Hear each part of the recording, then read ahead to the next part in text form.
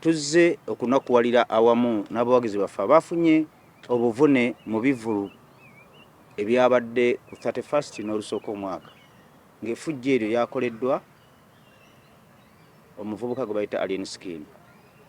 Twetonda olwa embeera eyabaddewo si enkola yaffe ng'abateesiteesi b'ebivulu.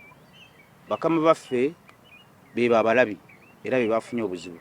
Ekituyisizza amawulire olwaleero kwe kubategeeza nti nga tuli wamu ne bapromota bannaffe bonna tubaaninze abayimbi bonna abatuusa obulabe ku bawagizi baffe nga bakulembeddwamu Alien Skin n'abayimbi abafaanana nga Alien Skin.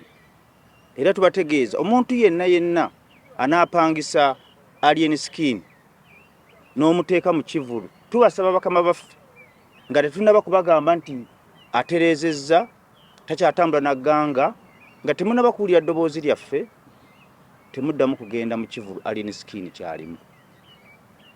Bw'okigendamu kiba kitegeeza ebigenda okubeerayo mwe ogenda kuvunaanyizibwa ggwe n'obulamu bwo. Alien Skin baamukwata ne bamusiba.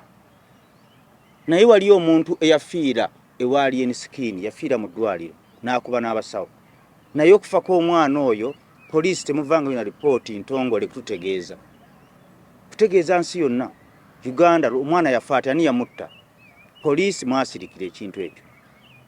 Poliisi mukoze kinene nnyo okuwaga Alien Skin okukola effujjo. Era poliisi yevunaanyizibwa.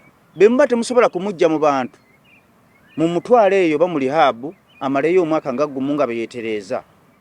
Abantu baffe bafunye obuzibu, waliyo yavuddemu eriiso, bangambye babawunsa abawuba babadde bagende wa Alien Skin kubanga kirabika poliisi yalemereddwa okukwata kwa Alien Skin. Kaakati katumuteeke mu kkooti y'abantu. Mu kkooti y'abantu wuba poliisi bagambye ebakugidde okugende wa Alien Skin.